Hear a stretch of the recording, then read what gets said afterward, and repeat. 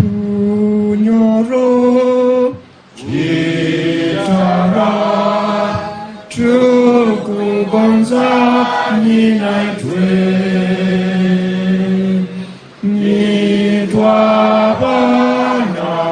Binanga Abakutamwe Kiti Nisa. When we hear Banyoro saying there has been historical injustice, you people who are seated here, do I have to explain what it means? Now, if we all know, I want just to bring some small things out of that one. That the Kabalega was conquered, and what he was defending was no other than the land and the wealth. Isn't it? Now, it was like Jesus at one time when he was being crucified. What happened? People who were there, those people who crucified him, distributed among themselves all what Jesus had. Isn't it? Let's bring that story again to what happened when Mzungu conquered the Kabarega. The wealth and the land was again distributed among those who definitely conquered him. Are we together? You see, he created again the difference between the two kingdoms. Because this one was robbed of his own land, another one was given the land which has been grabbed.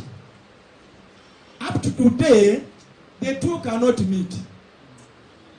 Now, when other tribes looked at this one, then other group of the tribes actually joined the losers. And others definitely sympathized with those ones who got. Has it ever been cleaned? Now, who is supposed to do so? Don't you think? Let me turn to Kinyoro.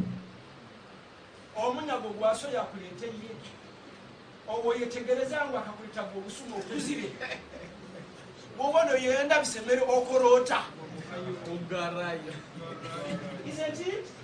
Let me say it in Kinyoro, I mean in English. If your father grabbed something and gave it to you from a brother, and sometimes when you grow and you say, I'm now in Morocco, we want to come together, what happens? You take that one back. I think you gave me wrong thing.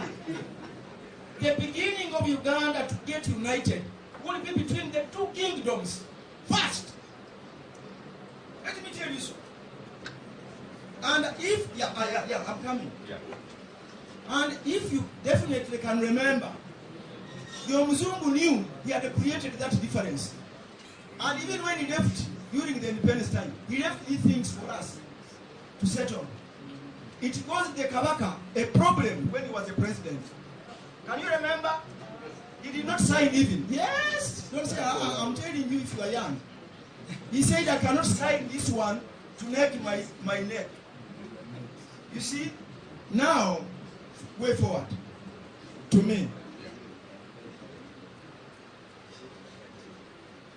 The people who organize, the organizers of this, I pray that definitely under all costs, let's try to convince the Buganda, and then let's try to convince the land of the absentees. If they are definitely enough to cause us a unity, let them surrender those things to people, and more so to Bunyoro, the Kibali in particular. Yes. I'm called Albert Mwesigwa. I'm from Masindi district. We don't have oil there. Very many people are interested in that. There is one statement which has been said mostly, of course, in Uganda. And you will get astonished when Wekitinisa that most people will talk giving reference to Uganda. And I want you always to keep question marks there. Why? either for the good or for the bad. They will do that. There is a statement which is very common in most families in Uganda. Whenever something bad happens in that family, they refer to that thing to bunyoro. Akakoka akanyoro. That is the statement. If something is of poor quality, that is from bunyoro. That's why I want to re-emphasize on what Bwana Kaita has said. That before we preach any gospel of unity outside Uganda, we should first preach where? In Uganda. Let us unite that in Uganda and we shall make what? Strides. And let me tell you, Mkamwange Wikitinisa, that there is no one here who doesn't know that as long as you come with an idea, by all means you know you want to lead that what? That idea, and you want to be at it by all means. And at this time, I'm also thinking that this is a very nice idea. But I'm contemplating, isn't there something else which these people are trying to do what? To achieve? I very much appreciate the honesty that has been demonstrated in this meeting. Big lies have been told about this group of Ugandans and that group of Ugandans for the sole purpose of dividing us. I'm going to be direct on this one. I was shocked when President Museveni said that the problem of the Baganda, they don't realize that 1900 agreement made Uganda a multi-ethnic society, and they don't know how to handle it. I was shocked because I know President Museveni is educated. Now, let me give you some facts. The 1900 agreement created problems like the land that we have been talking about. But when you look at the Uganda matters, the Catholic Uganda matters, those people were killed between November 15, 1885 and January 27, 1887, before 1900. There were only 22 martyrs. And who are they? Matthias Kalemba Mulumba was a Musoga, Gonzaga Gonza was a Musoga, Andrew Kagwa was a Munyoro, Anatoli Kirigwao was a Munyoro, Adolf Mukasa Ludigo was a Munyoro. These were important people in the palace of Uganda. And the reason the Kabaka was so angry to the point of executing them, maybe to understand it easily, the people you trust, the people you treasure, like Museveni treasures his presidential protection unit. He leaves Nakasero to go someplace. He comes back and finds no guard anywhere. And a few hours later, the guards come back one after the other and say, where have you been? For us, we have been at Rubaga. Where have you been? For us, we have been at Kibuli. Where have you been? For us, we have been at Namirembe. He said, you are my personal guards. When I got here and there was nobody, I thought I was no longer king. And they said, but we were there learning the words about the bigger king. If it was Museveni and his protection guard all disappeared to go to Namirembe and Rubaga, I assure you Museveni would have a firing squad. That's the fact of life. Now, ladies and gentlemen, why should somebody tell such a big lie? Buganda has been operating on the basis of merit for centuries. We have had Katikiros who are known that they are not Baganda. These people are very important in the palace, but these are the few who would say, I'm not a Muganda, I'm a Munyoro, even though I'm a very important chief or servant in the Kabaka's palace. But there are a lot of Banyoro who don't say, I'm a Munyoro, or a Musoga who doesn't say that he's a Musoga. So if you have 6 of them identifying themselves as non-Baganda, but serving the Kabaka of Uganda before the coming of the Europeans, then you know that a merit system exists in Uganda and continues to exist today. So somebody was talking about federal. How about those jobs? How about those houses? In Uganda, there's no problem at all. I assure you, Buganda is a nation. In Uganda, we don't ask for tribes. For instance, if I had an employee in my home and they took 10 acres of my land and gave it to the son of my employee, who is a Muchiga or a Muchori, my children will never question it. Because in Uganda, we don't say, this land will only be occupied by Uganda. In Uganda, we say, how did you acquire the land? We are asking legality of acquisition. We don't refer to tribes of people settling on the land. As I said, I came here as a Muikwa, or Mujwa, Mubaganda.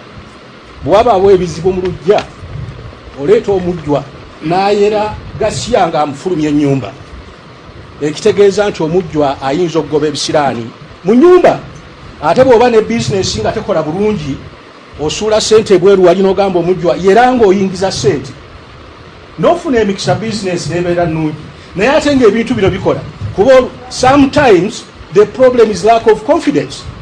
If you are a salesman and you are not confident, and this mujwa comes and he flips and you think now you have it, you become so confident the business becomes prosperous. So I'm here as a mujwa and I'm saying this. Now, we talked about the conflicts before the coming of the white man, and a gentleman mentioned about insults. Buganda Bunyoro. Let me share this experience with you because it educated me. I had a chance to go to Kisumu, and I was invited in the Asian family's place for dinner. And he had all his friends from Tanzania, Kenya, and elsewhere. And these were Asians. I cannot tell you of what particular group. And after we ate, the women ate and then disappeared. And then the men started talking.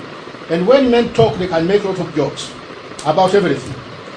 Every joke they were making was about the scene, about singer. And if you had never seen them singer, you would think they are the most stupid people in the world. But then afterwards, I asked them singer, why are these people making jokes about you? And they are dirty ones, very bad. And the singer said, no, those jokes, we know them. They are a sign of an inferiority complex. And that was all. That was the end of the quarrel. Now let me tell you something about Bunyoro and Buganda. Bunyoro was very powerful. Buganda was becoming very powerful. We fought wars. The Baganda respected Bunyoro for those wars.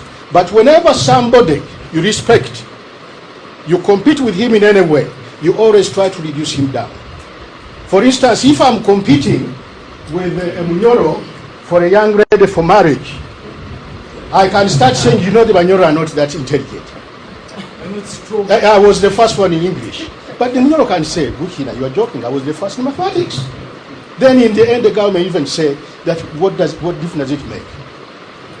So the point I'm trying to make, that most of these jokes, believe me or not, they are not in a way of despising you, but recognizing that you are people to contend with. Anja, the Muslim leader, and again, the chairperson of Bunyoro Interreligious Council. So when I go from here, I will have to address the two bishops. So what I'm saying is, the Lord said, even a journey of 1,000 miles starts with a single step. So this is our first single step. So let us start from here. Let us start from here. And lastly, when Jacob saw his 12 sons fighting, these are the words he told them. He said, shame on you who agreed never to unite, forgetting that you are under one roof. You will fail and fall, and you will never rise again until you unite. So it is time for us to unite, and we should not be against one another. And lastly, he said to them, the more you work together, the better, because you are all fishing in the same waters. Stop fighting, reconcile, and be tolerant to one another. It is where we are going. We have to stop all the fightings, be tolerant to one another, then we shall move forward. Lastly, he said, could you continue fighting, you will contaminate the waters with your blood. And when you become thirsty, you will have nothing to drink and you will die. And that will be total loss. We don't want to die. We should not fight. So that is that.